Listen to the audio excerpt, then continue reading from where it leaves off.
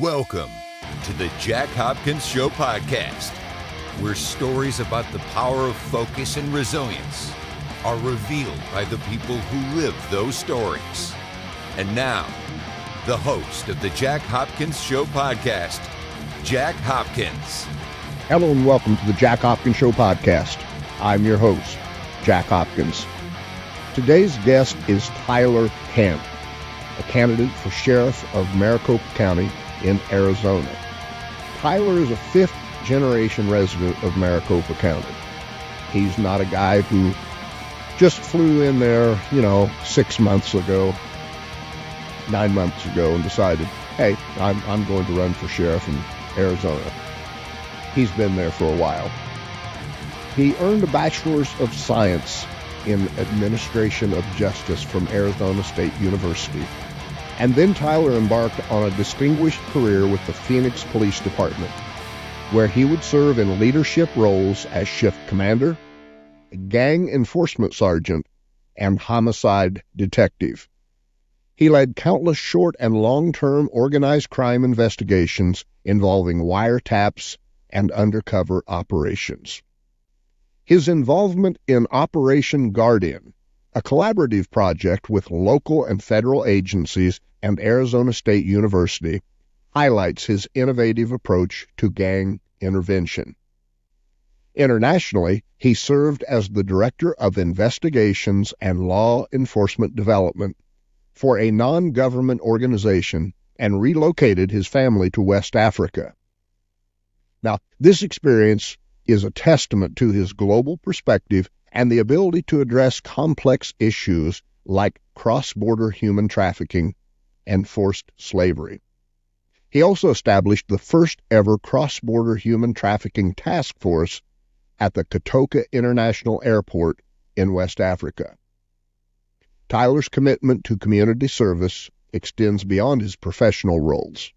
His involvement with Samaritan's Purse as part of their disaster assistance response team reflects his readiness to aid those in need.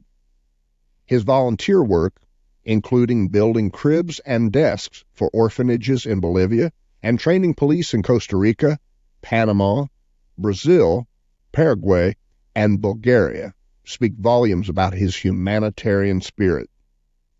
For the past year, Tyler has served as Director of Executive Protection for Thrive Service Group Incorporated, a not-for-profit organization that strives to eradicate poverty through social innovation and profitable businesses, teaching them the hands-on skills.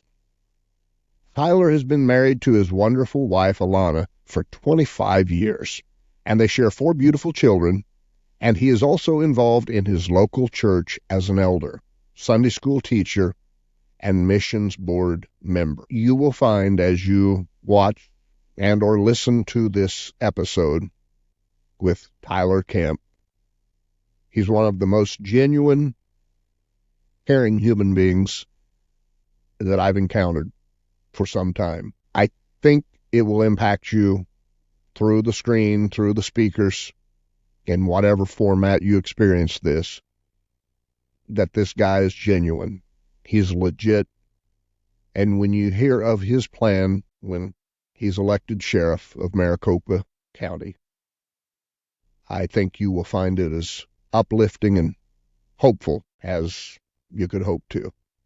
So let's get right into this episode with Tyler Kamp, candidate for Sheriff of Maricopa County, Arizona. Okay, Tyler, so one thing I've got to ask you about, because I'm sure many people are concerned with this issue, and it's been a national issue, even though he's not been there for a while, Sheriff Joe Arpaio. Now, he really put Arizona on the map, and not in a way that most people in Arizona probably ever wanted to be on the map.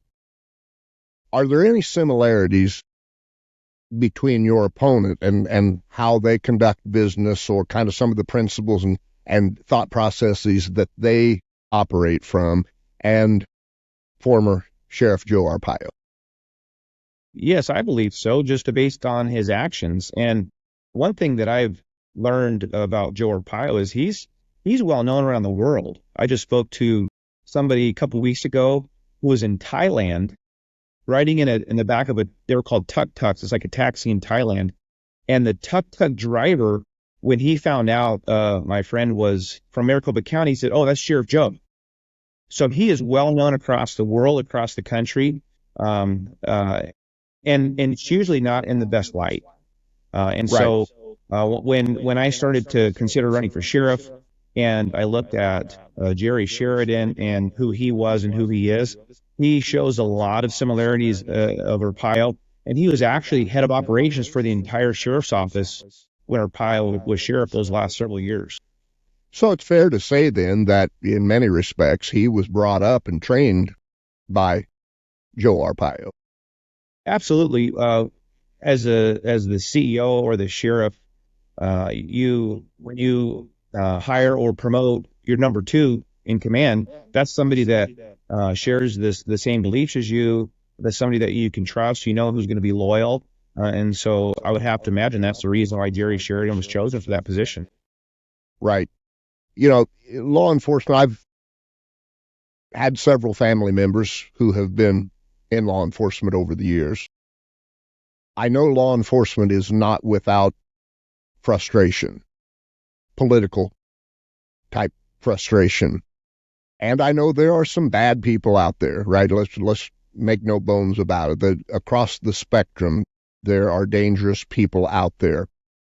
How important is it not to become jaded as a law enforcement officer and to be able to keep your focus on the reasons you started and the people you serve? I think your leadership has a lot to do with that. And I've realized even with myself early on as a young cop, you're overexposed to a certain population. And if you're not used to that, you need to be able to put that into context. And so that's why it's so important to be balanced, have a balanced life, be grounded, to surround yourself with people with potentially opposing views as yourself, people that come from different backgrounds. If you're only surrounded by the same like-minded people, you live within an echo chamber, and that's dangerous.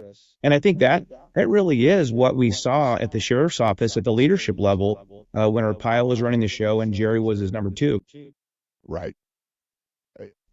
Tyler, one of the things that stood out to me, and it may be one of those things that is kind of an afterthought to many people, but it really jumped out at me as a statement about your character and your values, just because, one, it's rare in today's society, but particularly rare in law enforcement, and that is I notice you've been married for 25 years.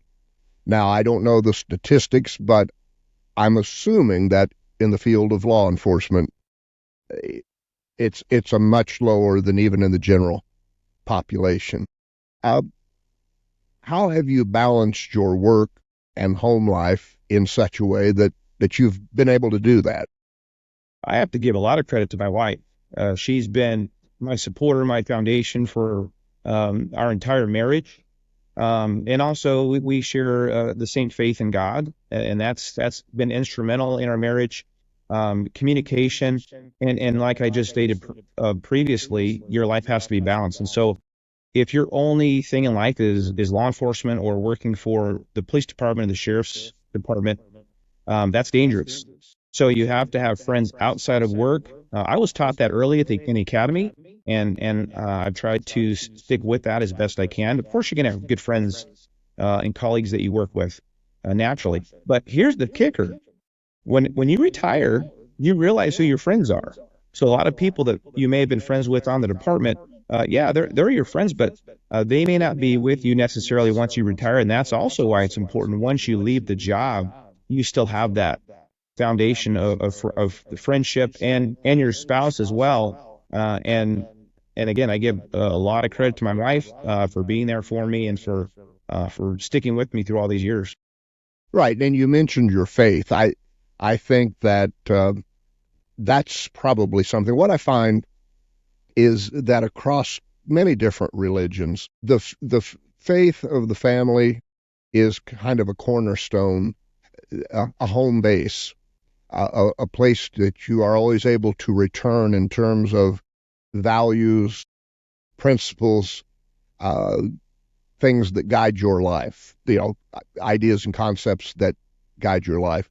And when people don't have that, and look, I know there are people out there who aren't particularly religious or follow a particular faith who still have a good set of guidelines and values that they operate from. But I find it's so often when I see 25 years of marriage, whatever the faith may be, I see that they've had that in common, and it's been a rock steady place for them. So that's interesting that those two coincide with you and for you. What are the, let's say, top 2 or 3 things that, as sheriff, you would like to bring to Maricopa County in terms of changes, maybe things that are currently going on that you don't think are good and that you might change, or things that you just implement? Yeah, I think the central issue right now are these court orders that are providing oversight over the sheriff's office. And if you're not familiar with that, when Arpaio was sheriff and Jerry Sheridan was his number 2, they were issued a court order because of a federal lawsuit of discrimination. So they were conducting unconstitutional roundups of people of color, and there were traffic stops being made, and it was because of the policies set out by the leadership at the sheriff's office. And in order to comply with those court orders, since 2013, it has cost the taxpayers $350 million, and that number will continue to grow until we comply with the court orders and graduate from them. So that's going to be one of my biggest priorities, is fully complying with the court order so we can graduate from it. Because the other issue is, in order to comply with the court order, we had to pull resources, or the sheriff's office had to pull resources from the jails and the streets to comply with it. And those are resources that could be utilized to keep our streets safe and keep our inmates and employees safe inside the jails. Staffing is a major concern.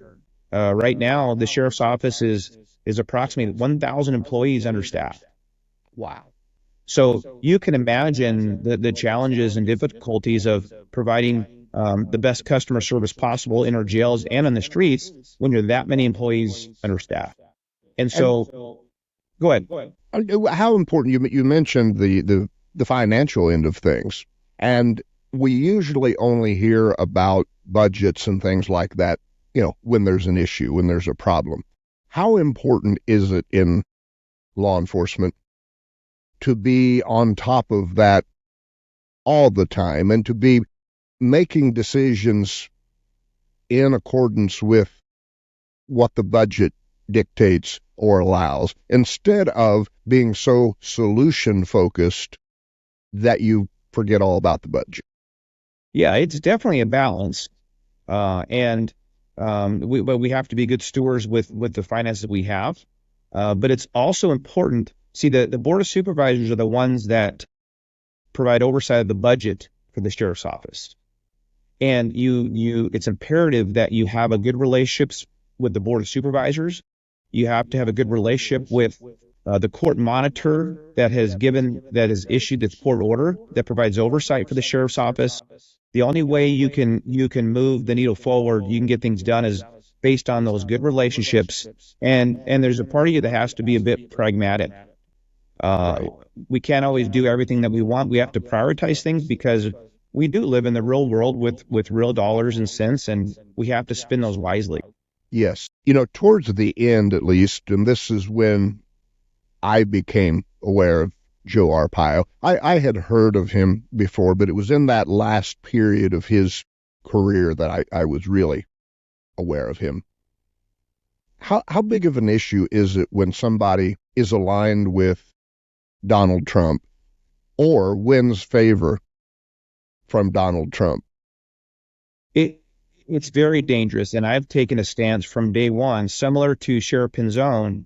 I will not endorse political candidates. I will not endorse political measures because I am a true believer that public safety needs to be above politics. We cannot engage in partisan politics. It's dangerous. It's divisive, especially in this day and age. It's very divisive and at times violent. And we've seen that play out. So I will ask you, did you have a good feeling or a not so good feeling when you saw that the Fraternal Order of Police, the largest police union in the United States, had endorsed Donald Trump? Now, from your previous answer, you think you should stay out of politics. But what was your fear about what that communicated to the public at large? Well, I also understand unions have a different role in the sheriff. And so Sure. I want to get into what unions' responsibilities are, what their goals are. I'm not part of the national FOP. Sure. But I'm focused on as sheriff, as an elected official here in Maricopa County, and especially here because of what we saw 10 years ago. We had a sheriff and leadership that was very divisive, and we have come way too far to go back at this point. I think it's safe to say that you would not endorse Donald Trump. You would realize that's not a message that you want to even be part of your sphere. You want to focus on the job of the department. Absolutely. And it's because in this day and age, when somebody endorses a particular candidate, you potentially lose the trust of half the population. And we just cannot afford to do that. In public safety, we need the trust of everyone. And from day one, my message has been, we have to ensure justice for everyone, regardless of who you are. And I don't want anybody to second guess that based upon my personal convictions or my personal beliefs. Sure. I think one of the challenges in people running for positions in just about every segment of politics, I think oftentimes conservatives tend to think that Democrats are of the idea that there's not an immigration problem. There's not an immigration challenge. And I find that to be about as far from the truth as you can get. I think most Democrats running for office recognize there are challenges with immigration, challenges that need to be addressed, but they need to be addressed the right way. And until such time that they have, at the end of the day, you are dealing with human beings. And so that you treat them like human beings and not under the framework or the heading that a Donald Trump, for example, some of the ways that he has framed the immigrants in this country, do you think that can contribute, if one is not careful in how they speak about the people in their community, that itself can lead to a bias or different treatment of these people when they are encountered? No, absolutely. Words do matter. How we treat people does matter. And so it's just like with our children. If I tell my son, you're lazy, and I tell him that over and over again, guess what? He's probably going to be lazy. Right. Because they continue to put that in his mind. So it does matter how we treat people. And you're right. Here's the misconception. As I've traveled the county, I've spoken to groups on both sides of the aisle. I've spoken to people in the middle, and we really do have more in common than we have differences. We Yes. really, and I've seen it firsthand.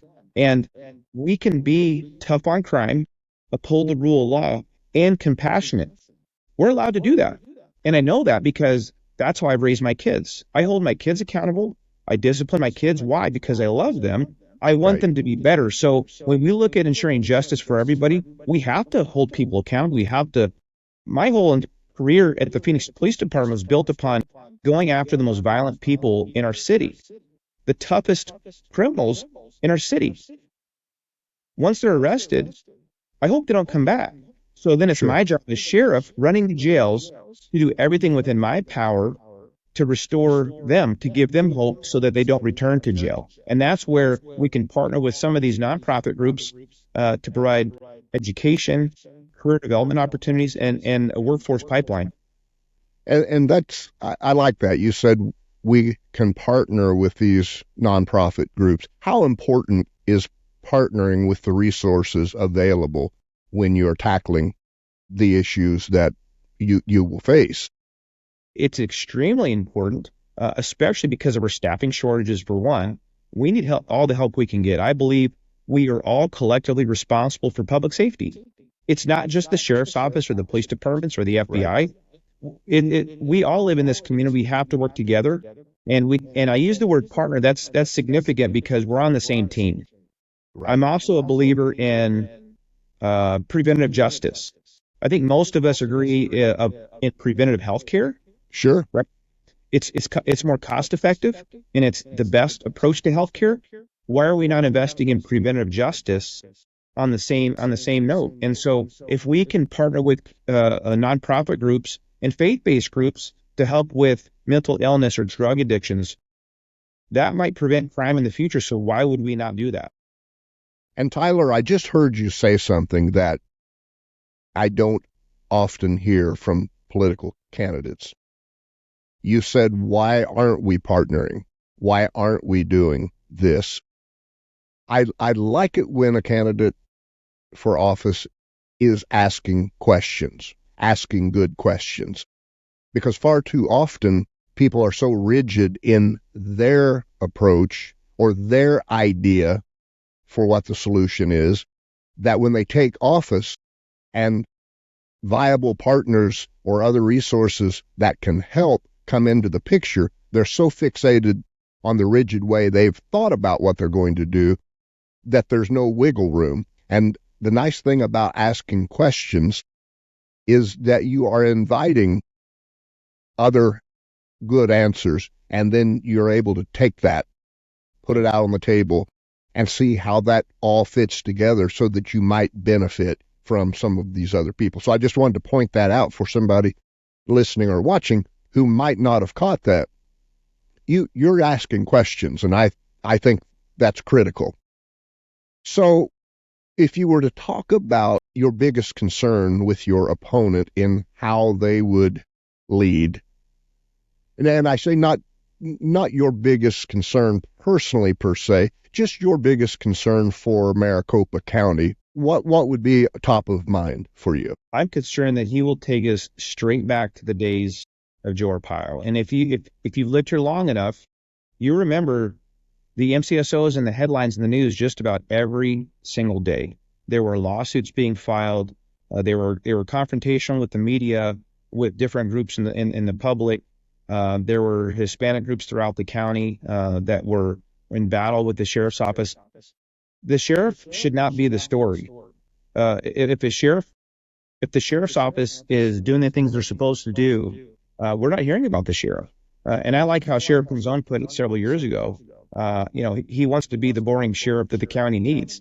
And there's a lot of truth to that. If we're doing our job, if we're protecting the people, we're not hearing about the sheriff. And that's really my goal come November and when I lead the sheriff's office forward. That's good. And I want to point out to people watching or listening that the reason I bring up Joe Arpaio as often as I do is because your opponent worked with Joe Arpaio. Anytime we work under a certain type of leadership for long, if we are not incredibly mindful, we start to adopt some of the traits and the ideas and practices of that leadership. And I know that towards the end of Joe Arpaio's career, I had the sense that he was no longer acting as sheriff. He was acting as celebrity Joe Arpaio, meaning his decisions weren't community-based. They were what decisions are going to draw the most attention and elevate my status as a celebrity. So to hear you say, my job, as I see it, is to not be at the forefront of media stories. I should be in the background, quietly doing my job. It shouldn't be about me. What are the first, say, 6 months when you take office? What kind of sequential or hierarchy in terms of things of importance will you tackle first? Well, I think on day one, I'll sit down with my leadership team, make sure we're on the same page.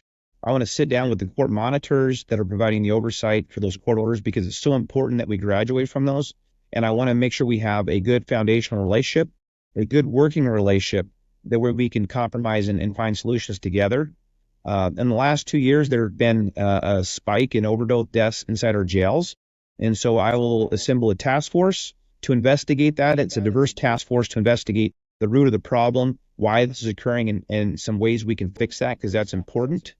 I also want to hire a director of staffing who's solely focused on recruiting, retention, and the morale of our employees. That is such a major issue, and I want somebody who that's all they're going to look at is how we can recruit and retain employees better. And then, as discussed before, or maybe we haven't discussed it, but fentanyl. The fentanyl epidemic has taken over our county. It's exploded across the country, and I think with my background, especially doing long-term complex investigations into these criminal organized groups, I want to make sure we are a part of a task force or create a task force that's targeting these criminal organizations and dismantling them.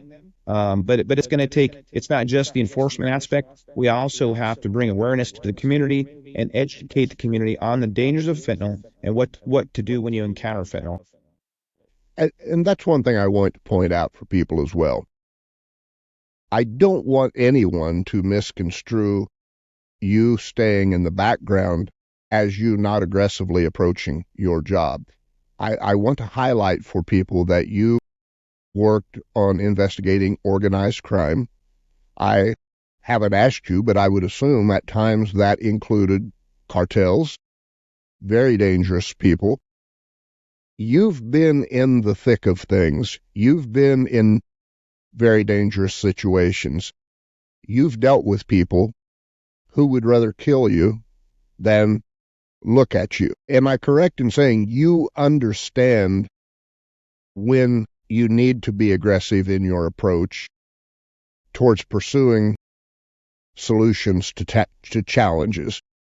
You understand the urgency of some of these matters. I just want to make sure for people they understand that you are able to delineate when it comes to those two things. Absolutely. And one size does not fit all, right? So, right.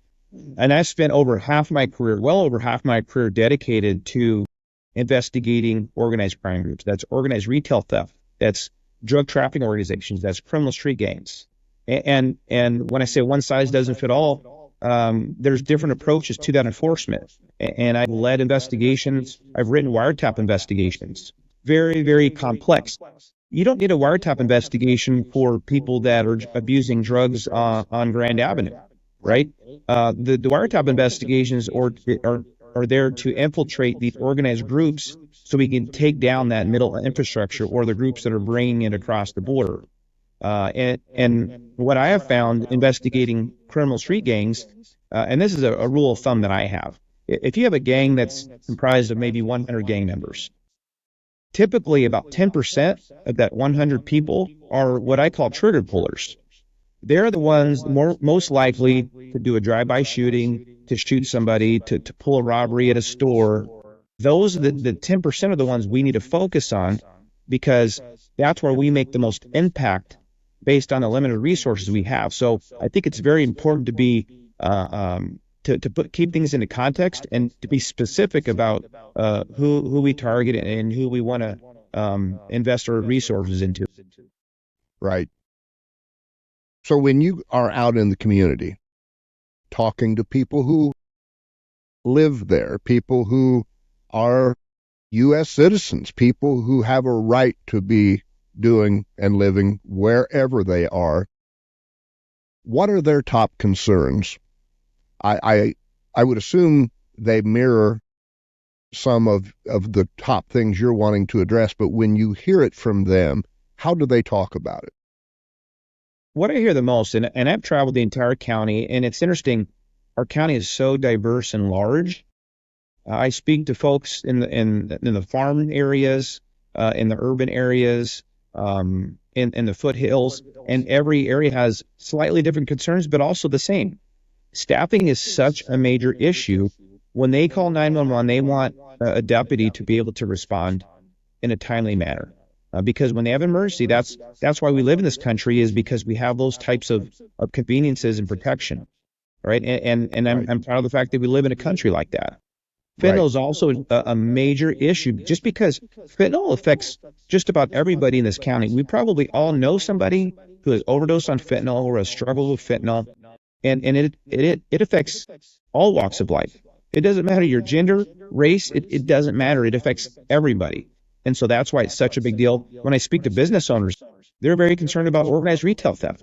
These groups that are very organized and they're targeting these stores, we have to be able to stop that. And that affects everybody, because if we can't stop these criminals that are robbing our stores and committing thefts, it raises the cost for everybody. And so it does affect everybody. But those are the things I hear the most when I speak to folks around the county. So I think that highlights for me the importance of the focus on law enforcement, because clearly there are other elections that are going to be taking place on the same day that people are casting a ballot for sheriff. And yet, when it comes down to the concerns you are telling me that people have, the frontline person is going to be in law enforcement, right? We know that things don't move quickly as you go on up the ladder. When you get to the legislative end of things, we need that, and it's critical, and it also takes a fair amount of time for those changes to be implemented. So on your end, you are able to start immediately working with the guidelines and laws you already have and just change the approach in terms of how you are implementing those things, and you don't have to wait. Would that be a fair assessment? Absolutely. It's your local races that truly affect your day-to-day lives. And that's why people need to be invested and interested in these local elections. I'll tell you a quick story, Jack. When I lived in West Africa with my wife and kids, I worked for the largest anti-slavery organization in the world fighting human trafficking. Wow. This was a few years ago. And living abroad, you see firsthand what can happen when you don't have basic safety. So in West Africa, we lived in Ghana, and there's tons of money being poured into Ghana from countries, the United States and other countries, Germany, China, from all over the world. If you don't have public safety, those funds, those resources are not getting to your schools. They're not receiving appropriate health care. I was there during the COVID pandemic. They were not receiving vaccinations, or if they did, they couldn't store them. They just didn't have the public safety there to provide security for those items. And so at the very foundation, you have to have public safety in order for a community to thrive. And from my end of things, to hear you tell that story, for me, and I'm not in Arizona, so unfortunately I can't vote in your race. You'd have my vote if I was able to. But what that tells me about you, because this is in your private life, correct, that you were serving in this capacity, that tells me you are probably not going to approach law enforcement by color. Your methods and practices aren't going to change with the color or race of the individual you are dealing with. And I say that because people who are rigid in their thinking and behaving in that kind of way typically won't be in Africa doing that type of work. Am I right in that there is a connection between those two things, that your work there influences how you think about law enforcement, and law enforcement also influences how you think about challenges in other parts of the world? Absolutely. And there are a couple of things I learned living in Africa. Was I developed a deeper sense of empathy as well. Empathy is a noun, but it's an action. It's the ability to understand another person's perspective and point of view. Until you actually live in another country, you don't really know what life is like there. Right. when we decided to move back to the United States from Africa, we had 3 guards that lived with us full time on our property. We lived in a dangerous area and we had guards with us. One of the hardest parts of moving back was leaving them behind, because I knew there would be no opportunities for these 3 young men to find work. There just wouldn't be an opportunity. We were their source of income. And so it just broke my heart. It broke my wife's heart to leave them behind, knowing that there's no work there for them. I still stay in contact with them to this day and try to help them out best I can. But there really just isn't those opportunities. That's something we take for granted here in the United States, is the opportunities for people, because we typically live in a place that's safe, and we can find an education and move forward. And I think that's an important asset of yours. I know I've traveled a good amount of the world. I've been to other countries. I've experienced how they live. I've seen how things differ from the opportunities that we have here. And while I wouldn't say it's impossible for someone who hasn't traveled to ever understand it any other way, I'd say it's very unlikely. So I don't know anything about your opponent's travel or experiences in other countries, but I do know about yours, and now we know some of the thinking. And as you said, empathy is a behavior. It's something that you do. You know, empathy as a concept, it might be there might be a feeling associated with it, but if all you do is just have that feeling but take no action based from that feeling, then I don't know how important it is in the grand scheme of things. So I like to hear that you have this concept that, look, I can have the thought, I can have the feeling, but ultimately I have to do something. And that tells me a lot about what your approach in life as a whole is, and that would include law enforcement. That, look, it's not enough as a candidate for me to know the issues. It's not enough as a candidate for me to be able to feel what the people in my county are feeling. I have to actually do something if I'm going to make a difference. That sounds like a pretty powerful asset to me, Tyler. Absolutely. Thank you for pointing that out, Jack. And yes, if I don't have a deep sense of empathy, how do I know the best way to run the organization?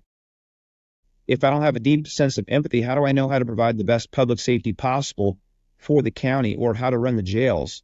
And I think you were right about that when you talked about Joe Arpaio. I think if you saw Joe Arpaio 25 years ago, we saw a different Joe Arpaio than we did the last several years.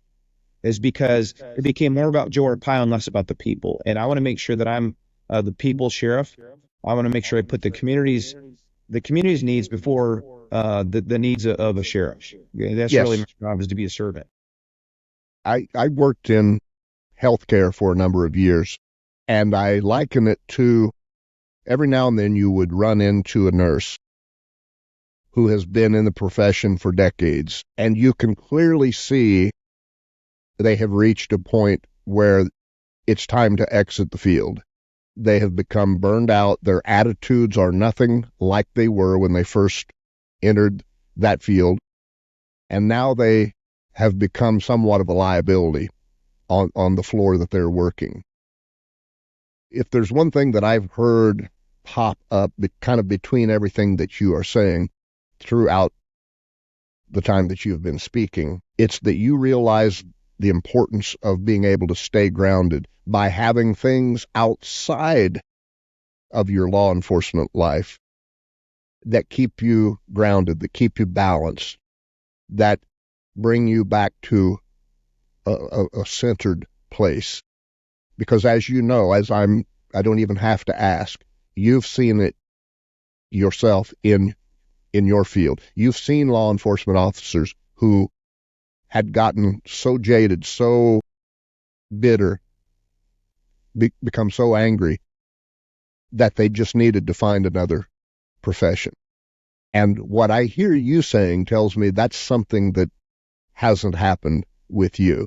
If anything, as your life has gone on, and as the years of your law enforcement experience unfolded, you found yourself becoming more compassionate, more understanding, and having more empathy. And probably more important than anything is that you realized the importance of acting on that empathy. As we kind of start to wind down here, if you were going to, you're at someone's door, you've knocked on the door, and they say, okay, look, Tyler, you've got 60 seconds, make your case.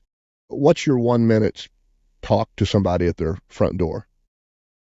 Yeah, I'm going to be a sheriff that puts the needs of the community before the needs of the sheriff.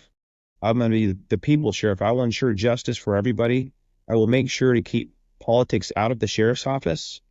And I will be tough on crime, but yet compassionate at the same time. And I think that any democracy-loving American can only want that. We don't want people who are tough on crime but have no compassion. We don't want people who are big on compassion but are not tough on crime. We want somebody who represents both of those and knows how to balance them and still get the job done. And that's the thing that's come through about you. I haven't heard you talk about law enforcement practices in singularity. They've always been attached to compassion, understanding, and more empathy. I think that's critical, and you don't hear that very often these days. Tyler, how can people help you? First of all, how can people contact you? How can they find you? And what do you need in these last weeks before the election? Yeah, thank you, Jack. If you go to my website, Kamp for Sheriff, Kamp is with a K, K-A-M-P, and it's spelled out, kampforsheriff.com.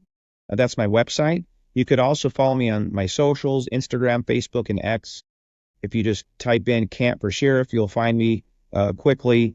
Definitely get the word out. It's important that we inform voters. And I truly believe this. We have the winning message is to ensure justice for everybody and not to return to the days of Joe Arpaio. And that's a winning message. And lastly, lastly. No, I believe you. That's a winning message if there ever was one. Yeah, and then lastly, and maybe most importantly, is we always need funds to get that message out to people, because I think if people hear that message, it's hard to break through the big national races. Right. Maricopa County is the epicenter for this election. It's the largest county within Arizona, and it's hard to break through the presidential election, the Senate race. There's several congressional seats that are up for grabs that may determine the balance of Congress. But like we discussed, your local races affect your day-to-day, and we do not want Maricopa County to be known as the county of Joe Arpaio. We just don't. So we need funds to get that message out to the folks. And I want to emphasize to anybody watching or listening, look, this election year, probably I know it is, more than any other election year of my life, I have donated to people in states where I'm not a resident. It's that critical. This is the most consequential election year perhaps in U.S. history. We cannot afford to have officials in any capacity who are associated with the concepts, the beliefs, the practices of a Donald Trump or MAGA. We cannot. And to me, that means we can't just look at the race or the races in our community. We have to look at other states. We have to look at other counties, other cities, and say, where is there a critical race going on? Where is a MAGA or a Donald Trump influenced or a Joe Arpaio influenced candidate possibly in a position to be elected? We have to help everybody in those races. Doesn't matter what state you live in my opinion. So I urge anybody watching or listening, whatever you can afford to do. If it's $5, then make it $5. donate something to this campaign of Tyler Kamp, who's running for Sheriff of Maricopa County in Arizona. Tyler, any last words before we go? I appreciate you spending the time with me, Jack, and just getting to know me and allowing me to speak to your audience. I'm grateful, and I'm committed to doing the best job I can. And having talked to you now for about 40 minutes, I sincerely feel that coming from you. There's nothing flashy about you. You don't make bold and outrageous claims that would be impossible to back up. Everything about you seems even-keeled and balanced, and that's what I like about you. You're not somebody who is going to operate in the extremes on either end of the spectrum. You are going to operate in a fair, legitimate, and lawful way, and in a way that has the best chance of benefiting your county. And I wish you the best of luck in this race, Tyler. Thank you, Jack. I'll be talking to you soon. Okay. Bye-bye. Bye-bye.